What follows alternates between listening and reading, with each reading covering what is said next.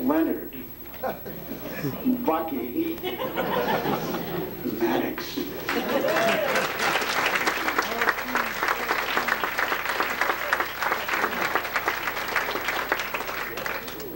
The opinions of the next speaker are not those of management or the MC, but those they have for anybody else present. We're not responsible for the kind it takes. Hi, sweetie. Am I crazy? Does that look like Buddy Holly? And you look like the Big Bopper.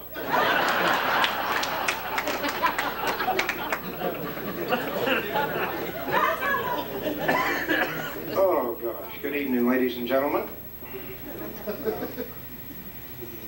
I'm so privileged to be able to be here to talk about one of the greatest legends of law enforcement that's ever been in the area. He's up there with Wilbur G. Ricker and David Giroux. In fact, let's see, who the hell is it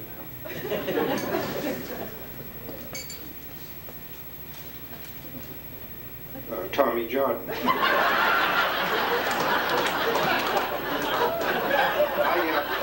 I didn't know much about him because I was on the sheriff's department before he went on the Ellsworth Police. So I called Albert Carter and I said, Albert, I hear that this guy named Jordan is retiring from the Ellsworth Police Department and I need a little help on it. Albert said, who? Christ, he says, I'm retired. I guess you better call Chief John DeLeo and see if he can give you any insight on it. So I called DeLeo and I said, one of your officers is retiring, Tommy Jordan, and he says, that name sounds familiar. Let me check with dispatch. So he comes back a minute later and he says, we're going to have to get back to you on that. So I guess no one knew what was going on, so like Mike, I did an investigation and kind of went back over the 25 years of his service to pick out some of the stuff that he did. One thing that happened, I didn't know, the cop show out of New York, the producer wanted to pick a small community, and they wanted one that was virtually free of crime to see what the driving force behind it was. So they chose Ellsworth, and Tommy was elected to be the officer involved in it. He got all of his uniforms pressed, and he got his hair cut, washed the cruiser 3 times, and they showed up. 4 weeks of video footage, 150 hours of videotape, 85 hours of the Dunkin' Donuts entrance. The camera at one time was stuck up at the ceiling with the cameraman snoring in the background. Finally, on a Monday morning at 6:35, coming in the Bucksport Road was this little blue Ford Ranger pickup truck. Tommy puts on the blue lights and the siren and pulls him over. Cops gets their cameras out and get into a location where they can't get injured in case it becomes violent. Tommy walks up to the pickup truck, operated by Ricky Foster, on his way to open up WDEA radio. Says, I want to see your operator's license and registration. Ricky hands him out through the window, and Tommy says, it says here on your license that you're restricted to glasses. Ricky says, I have contacts. He said, I don't give a goddamn who you know. In this town, the law is equal.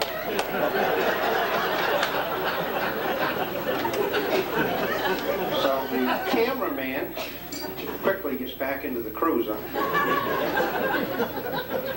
About that time, a vehicle was going out the Bucksport Road, headed towards Bucksport. Tommy pulls the cruiser into gear and speeds after him, puts the blue lights on. Cameraman says, we'll give it one more try. Tommy walks up to the guy and says, "I want to see your license and registration." While he's fumbling to get him out, Tommy says, "Where are you from?" He said, "Chicago." "Don't give me any of that shit. I've already seen those Illinois plates on your vehicle."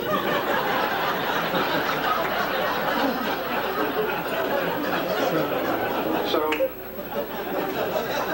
they decided that maybe they had enough footage here of Ellsworth. And it's too bad, because right after this occurred was when the two biggest cases that Tommy ever had in his career came up. And if they'd only been here to record these, it would have been a lot different. Two weeks later, Arthur Curtis from the Branch Pond Road calls in. And he says, "Come quick. I have a one-legged man trying to steal my three-legged dog." So Tommy races out to Branch Pond Road, code 3.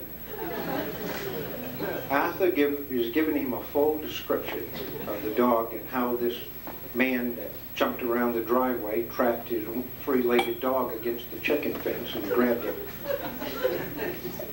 And he described the dog as having one eye and mange and missing a leg. And he said the guy that took him had one leg and a long sloping forehead and his eyes was close together. So Tommy said, "This is my chance now. This is different than just stopping traffic. This is going to require some thought and investigation." So he calls Mike Povish and tells him what's going on, and Mike comes up with the answer for him. He says, "Follow his footprint."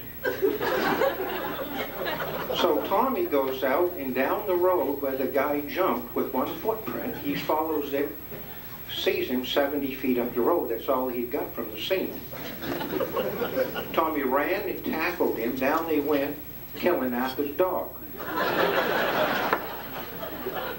Now a depression comes in because Tommy's responsible for the death of this three-legged dog. So the city of Ellsworth said, we're going to unofficially make him in charge of control and abuse for animals. Maybe this will help him get over this death of this dog. About a month later, the call come in and launched his career. It's on a Saturday night. Call comes in that there is an abuse of an animal out on the Surrey Road. Actually, it's on the Surrey Road on Schoolhouse Turn, as you're going up Schoolhouse Turn on the right. Sort of up on top of the hill. So Tommy gets out there where the complainant is talking to Tommy about how they've got a terrible thing going on inside and they need some help. As Tommy is talking to the complainant, he hears a scream from inside. He hears the word Armageddon. Tommy's advised that the complainant and his friend uses this word Armageddon, and it's a secret code between them when there's serious troubles going on. Tommy is taken into the house where he is introduced to Everett Kinky Farnsworth. Now it appears that Everett Kinky Farnsworth and his friend had been involved in a felching session that had gone seriously wrong. And here is part of Tommy's report. I found the report and got the exact things. This is a typical police officer's report. The report starts out by saying, according to Tommy Jordan, this is on his report. It says, report of the incident, in retrospect, everything went wrong when I lit the match.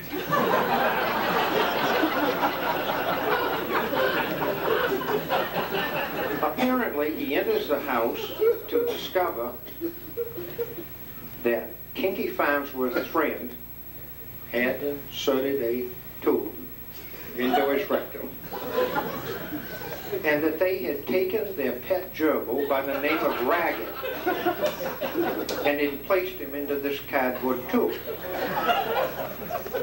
Now, generally, Ragged returns, but in this case, he wouldn't come out, and that's why Kinky is hollering, "Armageddon." Now, Officer Jordan feels that there's a serious danger here of the animal, so this is where he goes wrong. He bent down and he peered into the tube. He tried to coax the gerbil back out again. Kinky is screaming Armageddon. So Tommy lit a match, thinking that the light might attract the gerbil to come back out. Here we go. At a hushed press conference at the Maine Coast Memorial Hospital, a spokesman now describes what happened next. The lit match ignited a pocket of intestinal gas, and the flame shot out of the tube, which caused Officer Jordan's hair to catch on fire and severely burn in his face. It also set fire to Ragged's fur and whiskers, which exploded a larger pocket of gas, propelling the gerbil down the tube like a cannonball. Officer Jordan suffered second-degree burns and a broken nose from the impact of the gerbil. And Kinky Farnsworth suffered first and second-degree burns to his anus and lower intestinal tract. Well, for his bravery and heroism beyond the call of duty, I took it upon myself to have a plaque made, and which I'm going to present to him. I guess I should have looked at the plaque. Dear Mr. Maddox, we are very sorry, but we could not remember the name of the person for who the award was supposed to be presented. Oh, okay. Oh, it's to who? For service and bravery beyond the present.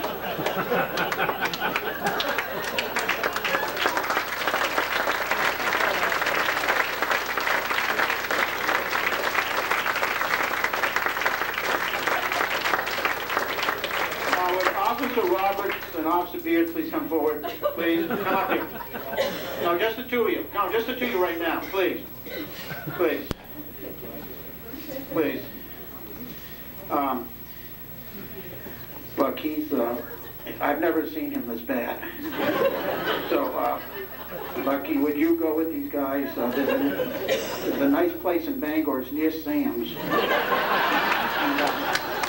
And, you just take them as far as you... My God, Carl, we got guys in uniform. They must be a warrant out field. There's Carlton the Small and Jimmy the Large. Anyway, would you take him someplace and keep him... Please keep him comfortable. Yeah, you got him? Okay, thank you.